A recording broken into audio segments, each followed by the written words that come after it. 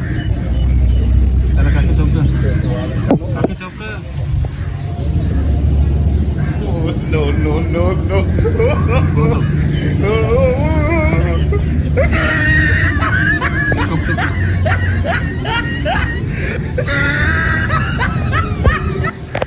Oh, no, no, no, no.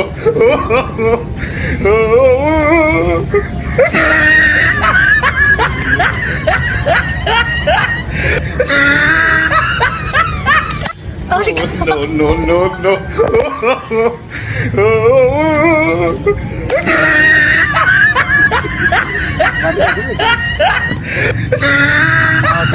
हाँ भाईजान वो बने कि बच्चे ਦੇ ਨਾਲ ਮੁਸਲਸਲ ਜ਼ਿਆਦਤੀ ਹੋ ਰਹੀ ਸੀ ਅਗਰ ਇੱਕ ਬੰਦੇ ਨਾਲ ਤੁਸੀਂ ਮੁਸਲਸਲ ਜ਼ਿਆਦਤੀ ਕਰੋਗੇ ਤੇ ਐਂਡ ਤੇ ਉਹਦਾ ਰਿਜ਼ਲਟ ਇਹ ਹੀ ਆਣਾ ਫਿਰ ਇੱਕ ਬੰਦੇ ਨਾਲ ਜ਼ਿਆਦਤੀ ਕੀਤੀ ਜਾਓਗੇ ਬੱਚਾ ਤੰਗ ਆ ਕੇ ਫਿਰ ਉਹਨੇ ਇਹ ਹੀ ਕਰਨਾ ਸੀ ਆਪਣੇ ਨਾਲ ਚਲੋ ਇਹ ਉਹਦਾ ਰਿਜ਼ਲਟ ਮਿਲਿਆ ਆਪਾਂ ਨੂੰ